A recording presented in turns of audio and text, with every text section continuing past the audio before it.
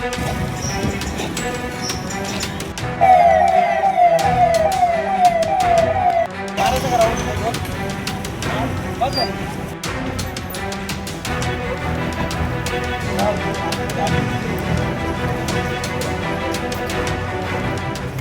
प्रकरण दिनांक 25 नोव्हेंबर 2025 रोजी दिगंची दक्ष हॉटेल या ठिकाणाहून सांगली जिल्ह्यातून एकट्या अक्षय सोनवणे आणि त्यांची टीम मसवड पोलीस स्टेशनच्या यांनी माझ्या मुलाला पकडलं आणि मसवड पोलीस स्टेशनला नेलं आणि मला साधा फोन सुद्धा केला नाही. दुसऱ्या दिवशी मला बाहेरून माहीत झाला आणि मी मसवड पोलीस स्टेशनला गेलो. तेव्हा माझ्या मुलाचा मोबाईल अक्षय सोनवणे यांच्याकडे होता. ते म्हणले 16 वर्ष आणि 4 महिने वय आहे. हे नावाला फक्त अल्पवय नाही, ह्याच्या करामध्ये खूप जास्त आहे. तर मी त्यांना माझ्या मुलाचं आधार कार्ड दाखवलं तर मला त्याने बाहेर उभं राहायला सांगितलं आणि म्हणजे चौकशी चालू आहे.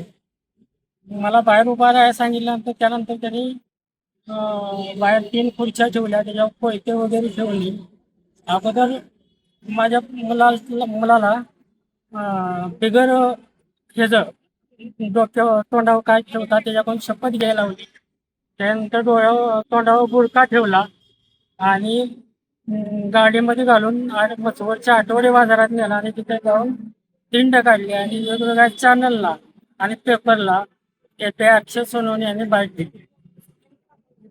त्यानंतर मी 2 दिवसानं FIR काढला. तर FIR मध्ये त्यांनी सातारा जिल्ह्यामध्ये पळसावडे या ठिकाणी ताब्यात घेतलंय असं FIR मध्ये दाखवलं 55%. आणि त्यांनी बाईट देताना सांगितलं की आम्ही पळसावड्यापासून मसवडपर्यंत पाठलाग केला. पकडलं ती सांगली जिल्ह्यात, दाखवलं पळसावड येथे आणि मीडियाला सांगितलं की आम्ही पळसावड्यापासून मसवडपर्यंत पाठलाग केला. ही खोटी माहिती दिली.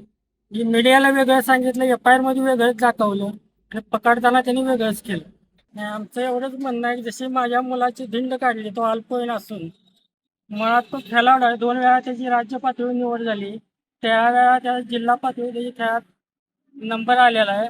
असं असताना केवळ 1.5 वर्षापूर्वी स्टेटस ठेवला म्हणून त्याला या गुन्ह्यात मसवड पोलिसांनी अडकवलं. 1.5 वर्षापूर्वी 1.5 वर्षापूर्वी स्टेटस ठेवला होता त्याला. त्या स्टेटसवरून आता त्याने त्या पैसा गँग बरोडा गँगमध्ये ज्या पोरांचा आणि त्याचा आयुष्यात कधी संबंध आला नाही अशा मुलांबरोबर त्याचं नाव जोडलं गेलं. आमच्या पोराला काय बिन गुन्ह्याचं त्याची निवड हे केलंय, नाव घालवलंय. पाहुण्यातून सगळी मसवाडात सगळे दिंड काढले. अजून काय कुणाचा काय खून केला तर मड पाडलं ते पोराला माझी. हा आयुष्यभर नावाची बदला मी सांगते का? काय बोलले आता SP साहेब? काय म्हणते ते उद्याच्याला काय चौकशी कर. मसवड पोलीस स्टेशनचे API अक्षय सोनवणे यांनी मसवड नगरपालिका निवडणुकीच्या पार्श्वभूमीवरती स्टंटबाजी करण्यासाठी आणि स्वतःची चमकोगिरी करण्यासाठी एक खोटा गुन्हा दाखल केला. त्यामध्ये एक अल्पवयीन आरोपी होता.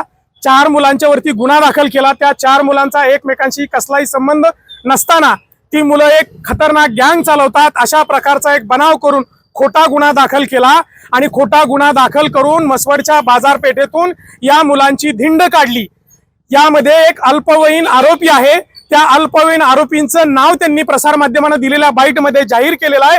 हा अतिशय गंभीर असा गुन्हा असताना त्या अल्पवयीन आरोपीच्या पालकांनी माननीय SP साहेबांना जानेवारीमध्ये 2 महिन्यापूर्वी तक्रार दिल्यानंतर सुद्धा आणि सर्व पुरावे दिल्यानंतर सुद्धा आज अखेर मसवड पोलिसांच्या वरती गुन्हा दाखल झालेला नाही. ही अतिशय गंभीर बाब आहे.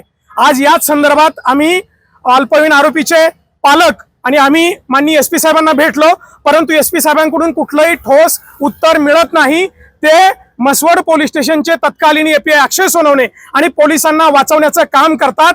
ही त्यांची भूमिका आम्हाला अजिबात पटत नाही. त्याचमुळं आम्ही उद्यापासून या प्रकरणात आम्हाला पूर्णपणे न्याय मिळूस्तोपर्यंत आम्ही आंदोलनाची भूमिका घेतोय. जर अल्पवयीन आरोपीची धिंड काढणं हा SP साहेबांच्या कायद्यानुसार जर गुन्हा नसेल तर आम्ही मसवडमध्ये प्रतिकात्मक धिंड आंदोलन काढणार आहोत हे मी आज या ठिकाणी जाहीर करतो. त्याचबरोबर या अतिशय गंभीर प्रकाराकडे या सातारा जिल्ह्याचे माननीय पालकमंत्री शंभूराज देसाई साहेबांनी गांभीर्याने यामध्ये लक्ष घालावं यासाठी त्यांचं लक्ष वेधण्यासाठी आम्ही त्यांच्या निवासस्थानासमोर धरणे आंदोलन सुद्धा करणार आहोत. एक वेळ आम्हाला माफ करा.